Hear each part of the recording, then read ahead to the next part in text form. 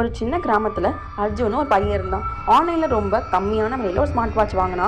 முதல்ல step, sleep, heart rate எல்லாம் நார்மலாக இருந்துச்சு. ஆனால் முதல் இரவு 11:47க்கு வாட்ச் தானாக ஒழிச்சு வைப்ரேட் ஆச்சு. ஸ்க்ரீனில் கோஸ்ட் டிடெக்டிவ் ஆன்னு வந்துச்சு. அந்த நொடியில் யாரோ ஒருவர் இருக்காங்க அப்படின்னு அந்த வாட்ச் காட்டுச்சு. அர்ஜுன் பயந்து சிரிச்ச மாதிரி நடித்தான். 2வது இரவு 2 பேர் இருக்காங்க, 6 மீட்டர் டிஸ்டன்ஸில் இருக்காங்கன்னு காட்டுச்சு. அவனுக்கு இன்னும் பயமாக இருந்துச்சு.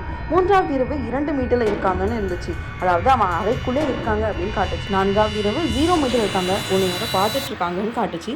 அந்த நொடியில் அவன் இதம் வேற யாரோட ஒரு இதம்னு துடிச்சுது. அவன் அந்த இரவு எல்லாமே அந்த மாட்டுத் தொழுவத்திலே தங்கினான், பயந்து கொண்டு. பயத்தில் வாட்ச் கழற்றி வயலுக்குள்ளே வீசினான். மறுநாள் அவன் மாமாவிடம் சென்றான். மாமா சொன்னார், இது ஒரு பேய் வாட்ச்.